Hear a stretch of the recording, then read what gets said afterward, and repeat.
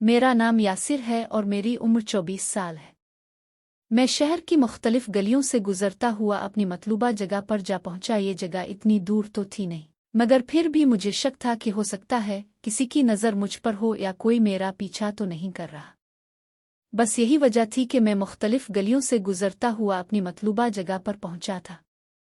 मैं मुतमईन था अगर मेरा पीछा किया भी गया हो तो पीछा करने वाला भटक चुका होगा। मैंने दरवाजे पर दस्तक दी। मेरी तवक्को के ऐन मुताबिक अपने पीले दांतों की नुमाइश करवाते हुए बूढ़े चचा ने दरवाज़ा खोला और मैंने 500 का नोट इसके हाथों में थमाते हुए यास्मीन का पूछा। बूढ़े ने ऊपर की जानिब इशारा करते हुए कहा, जनाब एकदम ताज़ा माल आया है, रात ही को लाहौर से। मैंने मुस्कुराते हुए इसे देखा और सीढ़ियों की जानिब बढ़ गया। आवाज़ें बरामदे से आ रही थी। मैं समझ गया कि यास्मीन अपनी हूर परियों के साथ डेरा लगाए बरामदे में ही मौजूद है। मैं जैसे ही उसके सामने गया वो अपनी जगह से उठी और मेरा शहजादा कहते हुए मेरे गिले लग गई। बाहर तो आग बरस रही है, बहुत गर्मी है। मैंने ये कहते हुए यास्मीन को खुद से अलग किया और उन हूर परियों को देखने लगा जिनके आने की खबर मुझे रात ही को मिल चुकी थी। कोई खास नहीं। मैंने उन सारी लड़कियों को देखते हुए दिल में सोचा, इतनी देर में वो बूढ़ा ठंडा शरबत लेकर मेरे सामने था। शरबत पीते हुए मैं सोच रहा था कि मेरा आना बेकार ही साबित हुआ। जितनी तारीफ उन लड़कियों की मुझे सुनाई गई थी उनमें से कोई एक भी मेरे मेयार की नहीं थी। मैं अपने कजिन को भी वापस भेज चुका था। मैंने जैसे ही दिल में जाने का इरादा किया, सामने के एक कमरे से एक लड़की बरामद हुई। मुझे देखते ही वापस पलट गई। लड़की दूसरी लड़कियों की निस्बत काफ़ी पुरकशिश जिस्म की मालिक थी। मुझे अपने चेहरे पर यास्मीन की चौबत्ती हुई निगाहों की तपश महसूस हुई तो मैंने तिरछी नज़रों से यास्मीन की जानिब देखा तो वो मुझे ही देख रही थी। जैसे ही हमारी नज़र मिली, इसने लड़की के कमरे की जानिब सर से इशारा करते हुए मुझे आंख मारी तो मैंने भी मुस्करा कर इस बात में सर हिला दिया।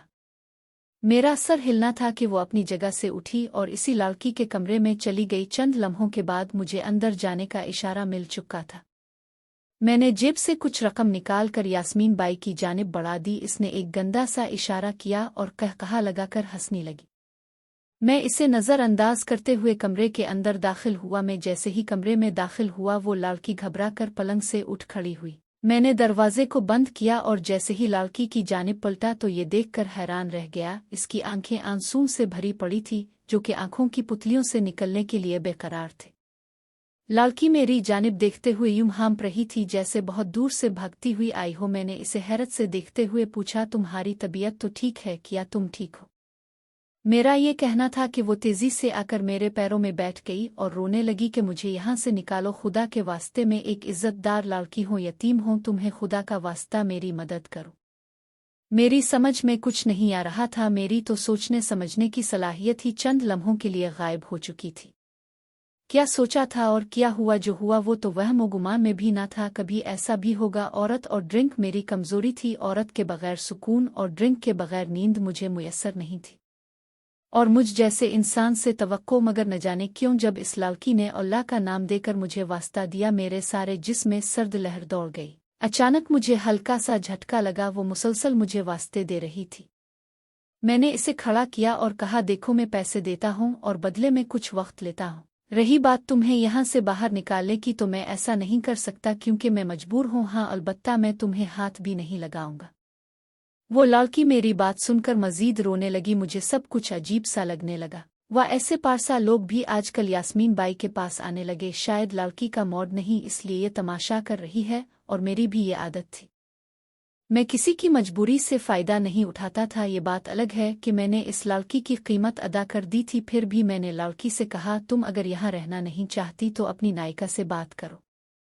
ये बात कहकर मैं जाने के लिए जैसे ही दरवाजे की जानिब पलटा, लड़की ने पीछे से मेरा बाजों पकड़ लिया और रोते हुए कहने लगी, तुम्हें तुम्हारी माँ के पैरों की जन्नत की किस्म, मेरी मदद करो। मेरा दिमाग घूम कर रह गया। मेरा दिल चाहा एक जोरदार थप्पड़ उसके चेहरे पर रसीद करूं, मगर मैं खुद पर काबू पा गया। मारे गुस्से के मेरा बुरा हाल था। अचानक वो मासूम सा चेहरा मुझे बेअंग सा लगने लगा। वो मुझे मजबूर कर रही थी, मगर मैं क्या कर सकता था। मैं तो पैसे देता और वक्त लेता बस, और ना ही मेरी कोई इतनी खास बातचीत थी यास्मीन बाई से। इसे भी मैंने हमेशा उसकी औकात के मुताबिक रखा था। इस किस्म के लोगों के ताल्लुकात बहुत ऊपर तक होते हैं। मैं तो कभी कभी यहाँ आता, अपना वक्त पूरा करता और जिस तरह खामोशी से आता इसी तरह खामोशी से वापस पलट जाता। मैंने कभी भी यास्मीन बाई से किसी धंधा करने वाली लड़की से इसका नाम फिर उसके बारे में जानने की कोशिश नहीं की थी, क्योंकि मैं जानता था उन्हें सिर्फ और सिर्फ पैसों से मतलब है और मुझे उनके वक्त से बस इतनी ही हद मुकर्रर कर रखी थी। बाकी मैं अपने काम से काम रखने वाला इंसान था, मगर ये बात मैं अच्छी तरह से जानता था कि इस किस्म का धंधा करने वालों को हर तरह का हर किस्म का बंदा जानता है और उनके हर रंग के हर तरह के लोगों से ताल्लुकात होते हैं। अगर मैं किसी तरीके से इस लड़की की मदद कर भी देता तब भी ये बात तो तय थी, वो लड़की को तलाश कर ही लेते और फिर मेरा भी पत्ता चिल्लाना कोई मुश्किल काम ना था। यही बात सोचकर मैंने लड़की से कहा, मैं नहीं जानता तुम कौन हो और कैसे यहाँ तक आ पहुंची, वो कैसे हालात थे जो तुम्हें मजबूर कर गए, तुम्हें मजबूर किया गया। मैं एक आम सा इंसान हूँ, कभी कभी यहाँ चला आता हूँ, अब मैं तुम्हें वास्ता देता हूँ, मुझे मुआफ़ करो, मैं मजबूर हूँ, ऐसे लोगों से उलझने की मेरी औकात नहीं है। मैंने इसकी आंखों में उम्मीद के बजते दिए देखे और वापस पलटा आया। घर पहुंचा तो मेरी दादी, जो कि मेरी कल कायनात थी, मुझसे ढेर सारे सवालात के जवाबात तलब करने लगी। ये हमेशा ऐसा ही करती, मैं जब भी शहर से बाहर कहीं जाता वो यूं ही मुझसे पूछा करती। मेरे वालिद के इंतकाल के बाद मेरी माँ ने दूसरी शादी कर ली। मेरी देखभाल मेरी दादी ने संभाल ली और मैं यूं गिरते पड़ते जवान हुआ। दादी से जान छुड़वा कर मैं अपने कमरे में पहुंचा ही था कि मेरा कजिन आया गया, जिसने मुझे इस शहर में छोड़ा था। उधर उधर की बातें करने के बाद वो चला गया और मैं बिस्तर पर लेटकर इस लड़की के मुताल्लिक सोचने लगा। सारे रास्ते मेरा यही हाल रहा था, मेरा ध्यान बार बार इसी की जानिब खिंचा चला जाता। मुझे इस लड़की से हमदर्दी थी, मगर मैं कर भी क्या सकता था, और अगर मैं किसी तरह से इसकी मदद करने में कामयाब हो भी जाता तो वो सब वक्ती तौर पर होता, बाद में मेरे लिए काफ़ी मसाइल पैदा हो जाते। एक तो वो लोग इसका पत्ता करवा लेते, दूसरा मेरा भी पत्ता चल जाता और फिर यूं बात मेरे घर तक चली आती और मेरी अच्छी खासी बदनामी का बाइस बनती। मुसलसल इसे सोचते सोचते मुझे उलझन सी होने लगी। मैंने अलमारी में मौजूद ड्रिंक की बोतल निकाली और 2-3 पैक लगातार मार किए और फिर कुछ देर बाद मैं सुकून से सो गया, इस बात से बेखबर के आगे मेरी जिंदगी में क्या होने वाला है। मेरी जिंदगी में किसी चीज़ की कमी नहीं थी, मेरे बाप की छोड़ी हुई दौलत मेरे लिए बहुत थी। मैं जिंदगी के हर रंग का मज़ा लेना चाहता था, बगैर किसी बात की परवाह किए। कहने वाले कहते हैं कि औरत ही मर्द को संवारती है और औरत ही मर्द को बिगाड़ती है। अब फिर हर कामयाब मर्द के पीछे औरत का हाथ होता है और नाकाम मर्द के पीछे।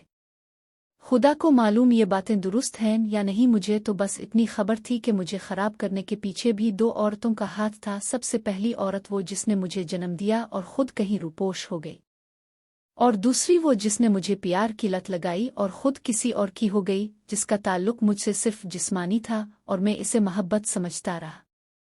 वो दिन था और ये दिन है कि मैंने भी मोहब्बत का सहारा लेकर कहीं औरतों के साथ अपनी रातें रंगीन की। कितना बड़ा धोखा दिया मैंने खुद को, न जाने ये इंतकाम था फिर कुछ और। अब तो औरत कमज़ोरी और ड्रिंक मजबूरी बन गई थी, दीन वो दुनिया की कोई परवाह न रही। बस ये रास्ता था और मैं एक अकेला मुसाफिर। शैतान ऐसा मुसल्लत हुआ था कि मैं बस आगे ही आगे बढ़ता जा रहा था। शायद कुदरत ने मेरी रस्सी ढीली छोड़ रखी थी। मेरे 3 दोस्त थे और हमारा किरदार एक जैसा ही था। जो भी लड़की देखते तीनों बारी बारी ट्राई करते, जिसके जाल में फंस जाती बाकी 2 पीछे हिट जाते। अब वो जाने और वो लड़की जाने, और अक्सर ऐसा भी होता हम अपनी अपनी कार्रवाई का जिक्र भी एक दूसरे से नहीं करते थे कि आजकल कौन किसी के साथ है। जैसे आम तौर पर लड़के अपने दोस्तों में जाकर लड़कियों के मुताल्लिक बातचीत करते हैं, हमारी अपनी अपनी डगर थी। सुबह तकरीबन 11 बजे के करीब फ़ोन की घंटी की आवाज़ ने मुझे बेदार किया। दूसरी जानिब मेरा एक दोस्त था जिसने मुझे कहीं साथ चलने का कहा तो मैंने हामी भर ली। जो वक्त तय हुआ था उसके मुताबिक मैं घर से बाहर निकल आया। मेरा दोस्त पहले से ही बाहर मौजूद था। मैंने पूछा जाना कहाँ है, तो कहने लगा कोई आमिल है, इससे मिलना है। मुझे ये सुनकर इंतहाई गुस्सा आ गया। मैंने गुस्से से इसे देखते हुए कहा कि तुमने इसलिए मुझे बुलाया है? इसने कहा जी जनाब, आपको भी चेक करवा लूं कि आप पर कोई साया तो नहीं है। मैंने कहा यार बकवास न करो, मैं उन खुराफात पर बिल्कुल भी यकीन नहीं करता। तुम मुझे आगे बाजार में उतार दो, मेरे कुछ मामलात हैं, मैं उन्हें देख लेता हूँ। तुम वापसी पर मुझे वहीं से ले लेना। मगर वो ना माना, कहने लगा वापसी पर आते हुए तुम्हें एक नई जगह ले चलूंगा। खबर मिली है कि वहाँ कुछ नए लोगों की भर्ती हुई है, देख लेंगे। खैर शहर की भागती दौड़ती जिंदगी से बाहर निकलकर हम एक कच्ची बस्ती में दाखिल हो गए। गाड़ी एक तरफ खड़ी की और पैदल चलने लगे। मेरे पूछने पर मेरे दोस्त ने बताया कि इस आमिल ने इसके बहुत से रोके हुए काम करवाए हैं और इसे इस बंदे पर पूरा भरोसा है। खैर मैंने तो यूं ही पूछा था सरसरी सा, क्योंकि मुझे उन आमलों की कभी ज़रूरत उनसे मेरा वास्ता नहीं पड़ा था और ना ही मुझे उन मामलात का इल्म था। शायद मेरी दिलचस्पी नहीं थी। हम एक कच्चे से घर के पास पहुंचकर रुक गए। मेरे दोस्त ने दरवाज़ा पर दस्तक दी तो एक 40-45 साल के आदमी ने दरवाज़ा खोला। तो मेरे दोस्त को, जो कि बिल्कुल दरवाजे के सामने था जबकि मैं एक तरफ खड़ा था, यकीनी तौर पर इस आदमी की जगह पर अगर कोई और खड़ा होता तो मैं इसे दिखाई न देता।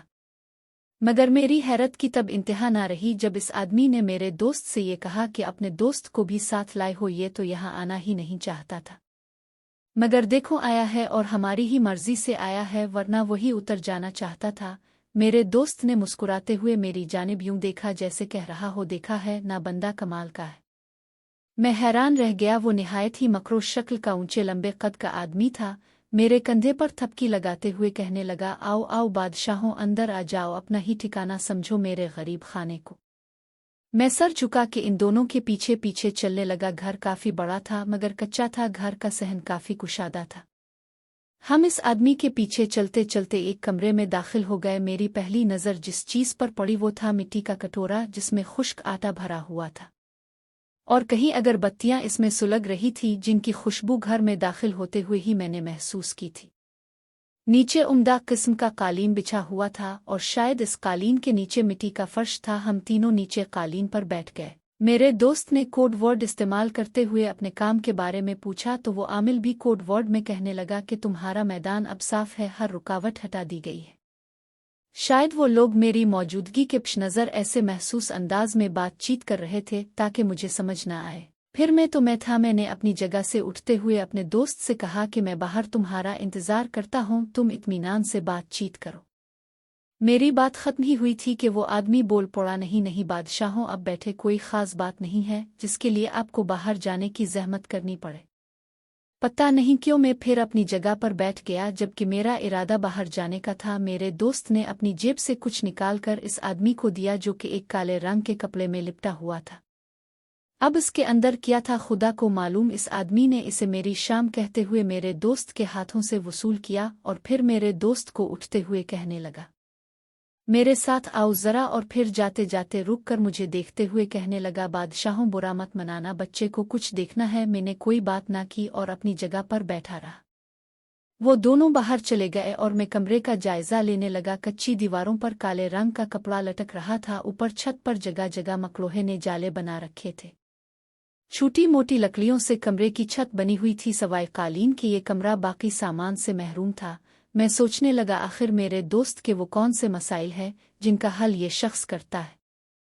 खैर मुझे कोई सरोकार नहीं। ये जगह मुझे काफ़ी अजीब सी लगी। जब काफ़ी देर और गुजर गई तो मुझे उलझन सी होने लगी, दिल में घबराहट सी होने लगी और मैं अपनी जगह से उठकर कमरे से बाहर आ गया। बाहर आते ही जो मंजर मैंने देखा, हैरत से मेरी आंखें बाहर निकल आई। मेरा दोस्त और वो आदमी एक सफ़ेद रंग के दायरे में बैठे थे और दायरे में काफ़ी सारी छुरियां पेवस्त थी जो कि दायरे के ऊपर अपने आप ही घूम रही थी। जिस जगह वो लोग बैठे थे ठीक इस जगह से 10 कदम की दूरी पर एक दरख्त था जिससे एक सिया बरामद हुआ काले रंग का। वो काला साया देखकर मेरी हैरत में गौता जन आंखें दहशत से बाहर आ गई। मेरी टंगों में जान बाकी ना रही और मैं नीचे बैठ गया। वो साया इस सफ़ेद रंग के दायरे से बाहर ही खड़ा रहा। कभी वो बिल्कुल इंसानी साए जैसा हो जाता, कभी धुएं की सूरत में ढल जाता। मेरे लिए ये सब बिल्कुल नया था और निहायत ही खौफजदा कर देने वाला। मैं नीचे तो बैठ गया था मगर मेरा जिस्म बिल्कुल सुन्न होकर रह गया था। यूं लगता था जैसे मेरे सारे जिस्म पर चौनकियां भाग दौड़ कर रही हूं। मैं ये सब महसूस कर रहा था। फिर क्या देखता हूं कि इस आदमी ने वो कपड़ा जो कि मेरे दोस्त ने इसे दिया था, जिसमें कुछ लिपटा हुआ था, वो अपनी जेब से निकाला और जब कपड़े खोला गया तो कपड़े के अंदर से एक चमकता हुआ खंजर बरामद हुआ। सूरज की तेज रोशनी में इसकी चमक से साफ तौर पर वाज़े था वो निहायत ही तेज धार और बिल्कुल नया खंजर है जो पहले इस्तेमाल नहीं किया गया। वो आदमी मुसलसल कुछ पढ़कर खंजर पर फूंक मारता। जब वो ऐसा करता तो वो काला साया इस गोल दायरे के गिर्द एक चक्कर लगाता और फिर अपनी जगह पर वापस आकर रुक जाता। ये सब देखकर मेरी हालत खराब से खराबतर होती जा रही थी। मुझे यूं महसूस होता कि जैसे मेरे जिस्म से मेरी रूह आहिस्ता आहिस्ता निकलती जा रही है। मेरे कदम जैसे बहुत वजनदार हो गए हों। फिर इस आदमी ने अपना खंजर वाला हाथ फिजा में बुलंद किया और एक नारा लगाया जो मेरी समझ से बाहर था। जैसे ही इसने वो नारा लगाया, खंजर खून आलूद हो गया। सख्त तरीन गर्मी के बावजूद मेरा सारा जिस्म सर्दी से कांपने लगा, यहाँ तक कि मेरे ऊपर के दांत नीचे वाले दांतों से बार बार टकराने लगे, जिनके टकराने की आवाज़ बाकायदा वाज़े तौर पर मैं सुन रहा था। मैंने ऊपर उठने की कोशिश की मगर नाकाम रहा। डर और खौफ की वजह से मेरी तो हालत ही बदल गई। मैं शायद बुत बन चुका था जो कि देख और सब समझ तो रहा था मगर हरकत करने से कासिर था। इस आदमी ने फिर नारा लगाया और इस बार अपने दोनों हाथ को फिजा में बुलंद किया। उसके एक हाथ में वो खंजर था जो मेरा दोस्त काले कपड़े में लपेटकर अपने साथ लाया था। इस आदमी ने कुछ पढ़ा और फिर जो मैंने देखा वो नाकाबिले यकीन था। इसने अपने दोनों हाथ नीचे कर लिए मगर वो खंजर हुआ में ही मुअल्लक रहा। ये सब कुछ मैं अपनी जीती जागती आंखों से देखा रहा था। फिर वो आदमी खड़ा हो गया और अपने दोनों हाथों को जोड़कर खंजर के नीचे यूं रखने लगा जैसे हम किसी पानी वाले नल के नीचे अपने हाथों का प्याला बनाकर पानी पीते हैं। बिल्कुल वैसे ही इस आदमी ने किया और कुछ पड़ने लगा। अचानक खंजर से खून टपक कर इस आदमी के हाथों के प्याले में गिरने लगा। खंजर से अच्छा खासा खून निकल जाने के बाद इस आदमी ने कुछ पढ़कर अपने हाथों के प्याले में जमा शदा खून पर फूंक मारी और इस खून को ऊपर फिजा में उछल दिया। खून 1.5-2 फुट फिजा में बुलंद हुआ होगा और फिर गायब हो गया। खून जैसे ही गायब हुआ, इस आदमी ने एक जोरदार कहकहा लगाया और सफ़ेद रंग के इस दायरे में जिसके अंदर वो आदमी और मेरा दोस्त मौजूद थे, इस दायरे पर उंगली रखकर घुमाने लगा और साथ साथ कुछ बढ़ता जाता। जहां जहां वो अपनी उंगली घुमाता वहां वहां से वो सफ़ेद रंग खत्म हो जाता। जब वो अपना काम मुकम्मल कर चुका तो इसने मेरे दोस्त के कंधे पर थपकी लगाई तो मेरा दोस्त जल्दी से खड़ा हो गया जो कि अपनी आंखें बंद किए बैठा था। वो दायरा मुकम्मल तौर पर गायब हो चुका था, उसके साथ वो साया भी। मैंने सब कुछ अपनी आंखों से देखा था। मेरी हालत अब भी वैसी की वैसी ही थी। वो आदमी मेरे दोस्त से कहने लगा, बादशाहों जाओ और अपने दोस्त को भी निकालो हिसार से बाहर। मेरे कानों में इस आदमी की आवाज़ पड़ी तो मैं तो पहले ही हैरत के समंदर में उताहजन था और गहराइयों में चला गया। इसे कैसे मालूम हुआ? मेरा दोस्त मुझे आवाज़ देकर बुलाने लगा। मैं सुन रहा था और देख भी रहा था मगर हरकत नहीं कर पा रहा था। मेरे दोस्त की बात सुनकर वो आदमी जोर से हंसने लगा और मेरे दोस्त को कहने लगा, तुम खुद इसे पकड़कर उठा लाओ, वो खुद नहीं उठ सकेगा। अगर तुमने ऐसा नहीं किया तो वो सारी उम्र यूं ही बैठा रहेगा। मैं सुन रहा था। मेरे दोस्त ने हैरत से इस आदमी की जानिब देखा और मेरी जानिब चल दिया। मैं जिस कमरे में बैठा था, इस कमरे से बाहर की जानिब बाईं तरफ ये लोग थे और दाईं जानिब में बुत बना बैठा था। हम लोगों के बीच में कोई 60 कदम का फासला था। मेरे दोस्त ने मुझे मेरे दोनों बाजुओं से पकड़कर ऊपर उठाया तो हैरत अंगेज तौर पर मेरे जिस्म की सारी तवानाई बहाल हो गई। मैं हरकत कर सकता था। मुझे अनजानी सी खुशी का एहसास हुआ जैसे किसी अपाहज को मुकम्मल ठीक होने पर हो। वो आदमी कहने लगा, मैं मुआफ़ी चाहता हूँ, तुम्हें बताना भूल गया कि तुम कमरे से बाहर हरगिज़ ना निकलना। जब तुम बाहर निकल आए तो इसी वक्त मैंने तुम्हारे अर्द गिर्द खिसार खींच दिया था, वरना वो कलवा तो तुम्हें अपने साथ ले जाने पर बज़िद था। कमबख्त ने तेरी भींत मांग ली थी, मुश्किल से काले बकरे की भींत कबूल की इसने। तो है ही ऐसा, जब मेरी नज़र तुझ पर पड़ी थी किस्म काली की तो बहुत अच्छा लगा था मुझे। मैं तो होने वाला जो तमाशा था वो देख चुका था और अब इस मकरो किस्म के इंसान की बातों ने मुझे मज़ीद हैरत में मुब्तला कर दिया था कि मेरी बोलती ही बंद हो गई थी।